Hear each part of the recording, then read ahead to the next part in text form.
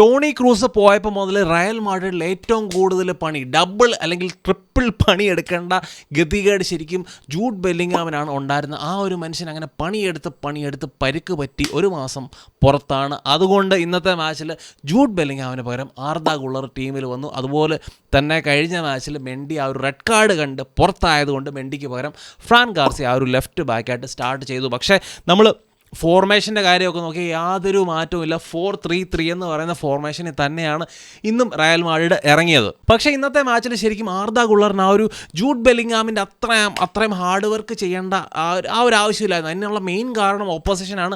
Real വല്ലഡോളിഡ് എന്ന് പറയുന്ന ഈ ഒരു ടീം അവർ കുറ്റിയടിച്ച് ഡിഫെൻഡ് ചെയ്യുക തന്നെയായിരുന്നു അവരുടെ ഉദ്ദേശം. അവർ ആ ഒരു എൻഡ് ടു എൻഡ് ഫുട്ബോൾ കളിക്കാനോ അറ്റാക്കിംഗ് മൊമെൻറ്റ്സ് നല്ല രീതിയിൽ ക്രിയേറ്റ് ചെയ്യാനോ ഒന്നും ഫസ്റ്റ് ഹാഫിൽ ഈ ഒരു ടീം ശ്രമിച്ചിട്ടില്ല.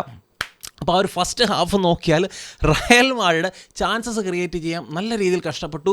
0.06 ആണ് റയൽ മാഡ്രിഡിൻ്റെ ഫസ്റ്റ് ഹാഫിലെ XG എന്ന് പറയുമ്പോൾ തന്നെ നമുക്കറിയാം റയൽ മാഡ്രിഡ് ഒരു രീതിയിലുള്ള നല്ല ചാൻസും ക്രിയേറ്റ് ചെയ്തിട്ടില്ല. അപ്പം ആ ഒരു ഹാഫിൽ ശരിക്കും റയൽ വാലഡോളിഡ് എന്ന് പറയുന്ന ടീമിനെ നോക്കിയോ, അവർ ഒരു 4-5-1 എന്നൊക്കെ പറയാവുന്ന മാക്സിമം ഡിഫെൻസീവ്ലി മാക്സിമം ആ ഒരു കോമ്പാക്റ്റായിട്ട് ഡിഫെൻഡ് ചെയ്യാൻ വേണ്ടി ശ്രമിച്ചു. 4-5-1 എന്ന് പറയുമ്പോഴത്തേനും അല്ലെങ്കിൽ 5-4-1 എന്നൊക്കെ പറയാവുന്ന ഫോർമേഷൻ. അപ്പോൾ അവരുടെ ആ ഒരു ഡിഫെൻസീവ് ലൈനും അവരുടെ ആ ഒരു മിഡ്ഫീൽഡ് ലൈനും തമ്മിൽ ഉള്ള സ്പേസസ് മാക്സിമം കുറച്ച് കോമ്പാക്റ്റായിട്ട് ഡിഫെൻഡ് ചെയ്യുന്നു. ഈ സ്പേസസിനുള്ളിലാണ് ഈ ഒരു റയലിൻ്റെ അറ്റാക്കേഴ്സ്, നമ്മുടെ എംബാപ്പെ, വിനീഷ്യസ്, റോഡ്രിഗോ അല്ലെങ്കിൽ ആർദ ഗുള്ളർ ഇങ്ങനത്തെ പ്ലെയേഴ്സിനെ ഈ സ്പേസസിൻ്റെ ഉള്ളിലിട്ട് മാക്സിമം ശ്വാസം മുട്ടിച്ച് അവരെ കൊല്ലാനുള്ള ശ്രമമാണ് ആ ഒരു ടീം നടത്തിയത്. അത് ശരിക്കും പറഞ്ഞാൽ നല്ല രീതിയിൽ വർക്ക് ചെയ്ത് ഫസ്റ്റ് ഹാഫിൽ നല്ല രീതിയിൽ വർക്ക് ചെയ്തു. ഈ പ്ലെയേഴ്സൊക്കെ പൊസഷൻ ചീപ്പറായിട്ട് ലൂസ് ചെയ്യും. കാരണം ഇവരെല്ലാവരും ഈ റോഡ്രിഗോ ആയാലും എംബാപ്പെ ആയാലും വിനീഷ്യസ് ഒക്കെ ആണെങ്കിലും ഇവർ വിങ്ങേഴ്സാണ്. അവർക്ക് സ്പേസ് വേണം, റൺ ചെയ്യാൻ സ്പേസ് വേണം. ഇങ്ങനത്തെ ടൈറ്റർ സ്പേസസിൽ വരുമ്പോൾ അവരുടെ കിളി പറക്കും. അപ്പോൾ അതിനെ മുതലെടുക്കാനാണ് റയൽ വല്ലഡോളിഡ് എന്ന് പറയുന്ന ആ ഒരു ടീം ശ്രമിച്ചത്. ഇന്ന് ശരിക്കും റയൽ വല്ലഡോളിഡ് എന്ന് പറയുന്ന ആ ഒരു ടീം അറ്റാക്ക് ചെയ്യാന്നുള്ള ഒരു സംഭവം അവരുടെ നിഘണ്ടുവിൽ തന്നെ ഇല്ലായിരുന്നു. ഇന്നത്തെ മാച്ചിൽ ഒരൊറ്റ ഷോട്ട് ഓൺ ടാർഗറ്റ് അവർക്കില്ല. ഫസ്റ്റ് ഹാഫിൽ നോക്കി ഓരോ പ്രാവശ്യവും ഈ വിനീഷ്യസോ എംബാപ്പയോ അല്ലെങ്കിൽ വാൾവേർഡോ ഇവരാരെങ്കിലുമൊക്കെ പൊസഷൻ ലൂസ് ചെയ്യുന്ന സമയങ്ങളിലും മാക്സിമം ഇവരുടെ വിങ്ങേഴ്സൊക്കെ ഒരു റണ്ണ് മേക്ക് ചെയ്യാൻ വേണ്ടി വിങ്ങേഴ്സോ അല്ലെങ്കിൽ ആ ഒരു ഫോർവേഡ് ഡിസൂസയോ അല്ലെങ്കിൽ ഡാർവിൻ മാച്ചസോ ഒക്കെ ആ ഒരു ബോളുമായിട്ട് റണ്ണ് മേക്ക് ചെയ്ത് ഓപ്പോസിഷൻ്റെ റയലിൻ്റെ ഹാഫിൽ എത്തുന്നതിന് മുന്നേ തന്നെ റയലിൻ്റെ ഡിഫൻഡേഴ്സ് അല്ലെങ്കിൽ നമ്മുടെ ഫെഡി വാൽവർഡോ ഒക്കെ ഇവരാരേലും ഒരു ടാക്കിൾ നടത്തി ബോൾ വിൻ ചെയ്ത് നേരെ വീണ്ടും അറ്റാക്ക്. അപ്പോൾ ഇത് തന്നെയാണ് ആ ഒരു ഫസ്റ്റ് ഹാഫിൽ നടന്നുകൊണ്ടിരുന്നത്. അപ്പോൾ എനിക്ക് സെക്കൻഡ് ഹാഫ് തുടങ്ങുന്നതിന് മുന്നേ ഞാൻ ഓർത്തു എന്തേലും ഒരു എന്താ പറയുന്നത്, ഈ പ്ലെയേഴ്സ് ഈ ഫ്രണ്ട് ത്രീ അല്ലെങ്കിൽ അവരുടെ അറ്റാക്കിംഗ് പ്ലെയേഴ്സിനൊക്കെ നോക്കിയാൽ അവർക്ക് ആ ഒരു ഇൻഡിവിജ്വൽ മൊമെൻറ്റ്സ് ക്രിയേറ്റ് ചെയ്യാൻ കഴിവുള്ള പ്ലെയേഴ്സാണ് റയലിൻ്റെ അറ്റാക്കിലുള്ളത്. അപ്പോൾ അങ്ങനത്തെ പ്ലെയേഴ്സ് എന്തെങ്കിലും ഒരു മൊമെൻറ്റ് ക്രിയേറ്റ് ചെയ്യണം, അല്ലെങ്കിൽ ടാക്ടിക്കലി എന്തെങ്കിലും ഒരു ചേഞ്ച് ആഞ്ചലോട്ടി കൊണ്ടുവരേണ്ടി വരും ഈ ഒരു മാച്ചിൽ, എന്തെങ്കിലും ഒരു റിസൾട്ട് കൊണ്ടുവരണമെങ്കിൽ എന്ന് എനിക്ക് നല്ല രീതിയിൽ എനിക്ക് തോന്നിയിട്ടുണ്ട്. അപ്പോൾ ആ ഒരു സെക്കൻഡ് ഹാഫിലോട്ട് വന്നപ്പോഴത്തേന് ശരിക്കും പറഞ്ഞു കഴിഞ്ഞാൽ ഫെഡെ വാൽവർഡെയാണ് സ്റ്റെപ്പിൻ ചെയ്ത് ആ ഒരു ഗോൾ സ്കോർ ചെയ്ത ഫ്രീ കിക്ക് വഴി, ഒന്നുമല്ലാത്ത സമയത്ത് ആ ഒരു ഫ്രീ കിക്ക് വഴി ഗോൾ സ്കോർ ചെയ്ത് ശരിക്കും പറഞ്ഞാൽ ഏകദേശം ഗോളിൽ നിന്ന് ഒരു 28 മീറ്ററോളം എന്തോ ഡിസ്റ്റൻസ് നിന്നുകൊണ്ടാണ് ആ ഒരു kick, free kick Fede Valverde എടുത്ത് സ്കോർ ചെയ്യുന്നത്. അപ്പോൾ ആ ഒരു ഗോൾ വന്നു കഴിഞ്ഞപ്പോൾ ശരിക്കും പറഞ്ഞാൽ മാച്ച് തലക്കീഴ് മറിഞ്ഞു. മാച്ചിൻ്റെ ആ ഒരു കുറച്ചുകൂടെ ആ ഒരു റയൽ വല്ലഡോളിഡ് എന്ന് പറയുന്ന ആ ഒരു ടീമിന് അവർക്ക് അറ്റാക്ക് ചെയ്യേണ്ട ആ ഒരു ഗതികേട് അവർക്ക് വന്നു. അപ്പോൾ അതുകൊണ്ട് തന്നെ പിച്ച് കുറേ കൂടെ സ്പ്രെഡായി, സ്പേസസ് പിച്ചിൽ ഇഷ്ടം പോലെ സ്പേസസ് അവൈലബിളായി. അത് റയൽ മാഡ്രിഡിൻ്റെ ഫോർവേഡ്സിനെ ഫേവർ ചെയ്യുന്ന കാര്യങ്ങളായിരുന്നു. അതുകൊണ്ട് തന്നെ ഓരോ പ്രാവശ്യം ഈ ഒരു റയൽ വല്ലഡോളിഡ് അറ്റാക്കിലേക്ക് പോകുമ്പോഴത്തേനും പെട്ടെന്ന് തന്നെ ബാക്കിൽ നിന്ന് റയൽ മാഡ്രിഡിൻ്റെ ബാക്കിൽ നിന്ന് അവരുടെ ഗോൾ കീപ്പറോ അല്ലെങ്കിൽ അവരുടെ ഡിഫൻഡേഴ്സ്, ഇപ്പം നമ്മുടെ മിലിറ്റാവോ അല്ലെങ്കിൽ റോഡിഗോ, ഇവരാരെങ്കിലും ലോങ് ബോൾസ് വിങ്ങേഴ്സിനെ ഫൈൻഡ് ചെയ്യാനുള്ള ലോങ് ബോൾസ് ഇട്ട് കൊടുത്ത് അങ്ങനെ ആ ഒരു കൗണ്ടറിൽ ഇവർക്ക് ഭയങ്കര ഒരു ത്രെട്ട് ക്രിയേറ്റ് ചെയ്യാൻ വേണ്ടി റയൽ മാഡ്രിഡ് സെക്കൻഡ് ഹാഫിൽ അങ്ങനെ ത്രെട്ട് ക്രിയേറ്റ് ചെയ്യാൻ വേണ്ടി തുടങ്ങി. അത് ശരിക്കും പറഞ്ഞാൽ നല്ല രീതിയിൽ ആ ഒരു അറ്റാക്സ് ശരിക്കും പറഞ്ഞാൽ നല്ല രീതിയിൽ എഫക്റ്റീവായി തുടങ്ങി. കുറേ ചാൻസസ് നല്ല രീതിയിൽ ക്രിയേറ്റ് ആയി. വിനീഷ്യസിൻ്റെ റൺസ്, വിനീഷ്യസ് ആണെങ്കിൽ എംബാപ്പയ്ക്കും ആർദ ഗുള്ളറിനൊക്കെ ചാൻസ് ക്രിയേറ്റ് ചെയ്ത് കൊടുത്താണ്. അവർക്ക് അതൊന്നും ഫിനിഷ് ചെയ്യാൻ പറ്റിയില്ല. റോഡ്രിഗോയ്ക്ക് സ്വയം ഫിനിഷ് ചെയ്യാനൊരു ചാൻസ് കിട്ടിയതാണ്. ഒരു ലോങ് ബോൾ റിസീവ് ചെയ്ത് മുന്നോട്ട് പോയി സ്വയം ഫിനിഷ് ചെയ്യാൻ ചാൻസ് കിട്ടി. അത് വിനീഷ്യസിന് കൊടുത്ത് മിസ്പാസ്സായി. ആ ഒരു ചാൻസും കൊണ്ട് കളഞ്ഞി കുളിച്ചു. പക്ഷേ ഈ ഒരു റോഡ്രിഗോയും എംബാപ്പയും ആർദ ഗുള്ളറും ഒക്കെ മിസ്സാക്കിയ ചാൻസ് ഉണ്ടല്ലോ, ഒരു 19 മിനിറ്റ് കളിക്കാൻ വേണ്ടി വന്ന നമ്മുടെ ബ്രാഹിം ഡിയാസ്, ആ ഒരു ചാൻസ്, ആ ഒരു പ്ലെയറിന് കിട്ടിയ ചാൻസ് പുള്ളി സ്കോർ ചെയ്ത് എങ്ങനെ ഇങ്ങനത്തെ കൗണ്ടർ അറ്റാക്കിൽ ഗോൾ സ്കോർ ചെയ്യണം എന്ന് ഇങ്ങനത്തെ വമ്പൻ പ്ലെയേഴ്സിനെയൊക്കെ കാണിച്ച് കൊടുത്തു. അപ്പോൾ ആ ഒരു 19 മിനിറ്റ് കളിച്ച് ശരിക്കും പറഞ്ഞാൽ ഇന്നത്തെ മാച്ചിൽ സ്റ്റാറായ പ്ലെയർ ശരിക്കും ബ്രാഹിം ഡിയാസ് ആണ്. എനിക്ക് ഭയങ്കര ഇമ്പ്രസീവായിട്ട് തോന്നി. അപ്പോൾ ആ ഒരു പ്ലെയർ ഇന്നത്തെ മാച്ചിൽ ഒരു ഗോൾ, ഒരു അസിസ്റ്റ് ഒക്കെ നടത്താൻ പറ്റി ആ ഒരു ഇബ്രാഹിം ഡിയാസിന്. അപ്പോൾ ശരിക്കും പറഞ്ഞു കഴിഞ്ഞാൽ മാച്ചിൻ്റെ ഒരു അവസാന 20 മിനിറ്റ് നിങ്ങൾ നോക്കിയോ, ആ സമയത്താണ് ഏറ്റവും കൂടുതൽ സബ്സ്റ്റിറ്റ്യൂഷൻസ് വരുന്ന. ആ ഒരു അറ്റാക്കിംഗ് ഫ്രണ്ട് ത്രീ റയൽ മാഡ്രിഡിൻ്റെ അറ്റാക്കിംഗ് ഫ്രണ്ട് ത്രീയെ ആൻചെലോട്ടി അതേപോലെ സബ്സ്റ്റിറ്റ്യൂട്ട് ചെയ്യുന്നു. മോഡ്രിച്ച് വരുന്നു, സെബയോസ് വരുന്നു, അല്ലെങ്കിൽ ഇബ്രാഹിം ഡിയാസ്, എൻഡ്രിക്ക്, ഇങ്ങനത്തെ പ്ലെയേഴ്സൊക്കെ വന്നു കഴിഞ്ഞപ്പോഴത്തേക്കും ശരിക്കും പറഞ്ഞു കഴിഞ്ഞാൽ റയലിൻ്റെ ആ ഒരു ഓൺ ദ ഫീൽഡ് ഫോർമേഷന് തന്നെ മാറ്റം വരുന്നു. 4-3-3 എന്നൊക്കെ മാറ്റി ആ ഒരു 4-4-2 എന്ന് പറയുന്ന, എല്ലാവരും കാണാൻ ആഗ്രഹിക്കുന്ന ആ ഒരു 4-4-2 എന്ന് പറയുന്ന ഫോർമേഷൻ പ്രാക്ടിക്കലി ഇവരെല്ലാം കൂടെ വന്നു കഴിഞ്ഞപ്പം പിച്ചിൽ കണ്ടു.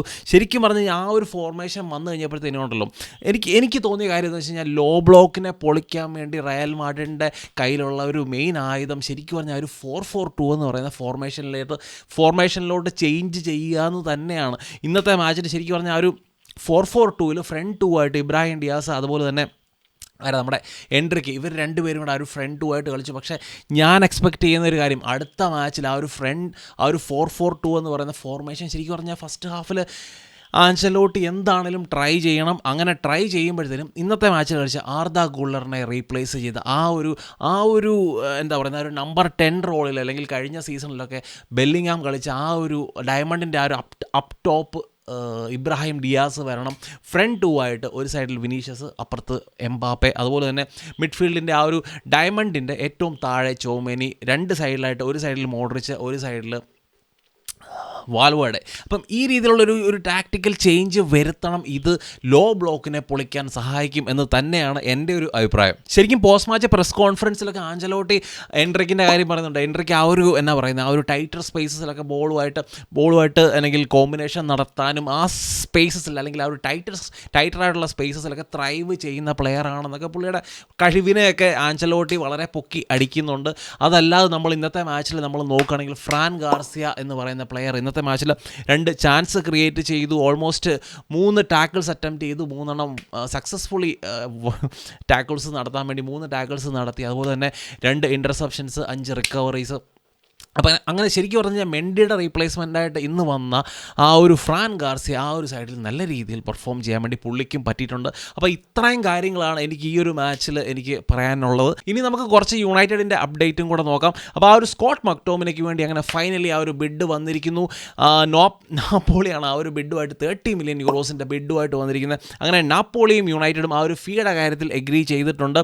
ഓൾമോസ്റ്റ് പേഴ്സണൽ ടേംസിൻ്റെ കാര്യത്തിലും സ്കോട്ട് മക്ടോമിനെയും നാപ്പോളിയും തമ്മിൽ ആ ഒരു പേഴ്സണൽ ടേംസിൻ്റെ കാര്യവും അതിന് താമസിക്കാതെ ഓൾമോസ്റ്റ് എഗ്രീഡ് ആണെന്നാണ് പറയപ്പെടുന്നത്. പക്ഷേ യുണൈറ്റഡും സ്കോട്ട് മക്ടോമിനെയും തമ്മിൽ ആ ഒരു പേ ഓഫിൻ്റെ കാര്യത്തിൽ വാൻ ബിസാക്കയുടെ സെയിം പ്രോബ്ലം ഉണ്ട്. അപ്പോൾ അത് പേ ഓഫിൻ്റെ കാര്യത്തിൽ ആ ഒരു ചർച്ചയും കാര്യങ്ങളും ഒക്കെ നടന്നുകൊണ്ടിരിക്കുന്നു. അപ്പോൾ അത് ഫൈനലൈസ് ആയ ഉടനെ തന്നെ ഈ ഒരു ഡീല് സീലാകും. അങ്ങനെ സ്കോട്ട് മക്ടോമിനെ നാപ്പോളിയിലോട്ട് പോകും. അപ്പോൾ സ്കോട്ട് മക്ടോമിനയുടെ ഈ ഒരു ഡീല് നടന്ന ഉടനെ തന്നെ നമ്മൾ ഉഗാർത്തയ്ക്ക് വേണ്ടി പോകും.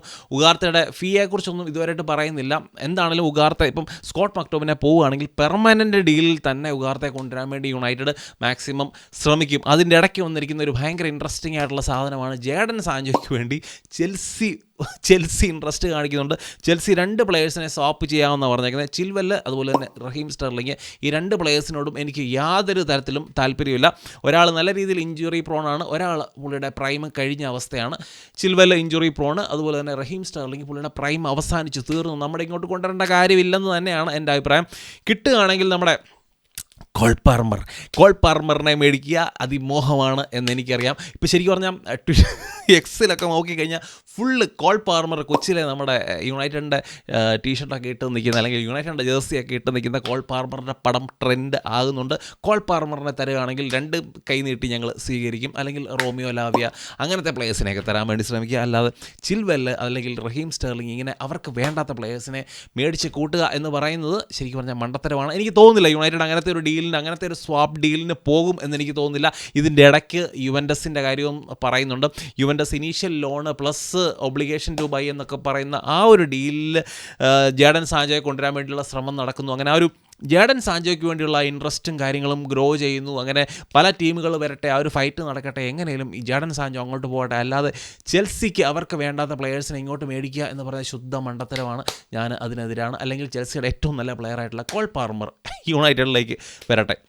അപ്പോൾ ഇതൊക്കെയാണ് എനിക്ക് വീഡിയോയിൽ പറയാനുള്ളത്. വീഡിയോയെ പറ്റിയുള്ള നിങ്ങളുടെ അഭിപ്രായങ്ങളൊക്കെ നിങ്ങൾ ഛന്നം ഭിന്നം കമൻസ് ആയിടുക. മറ്റൊരു നല്ല വീഡിയോ കാണാം. ബൈ.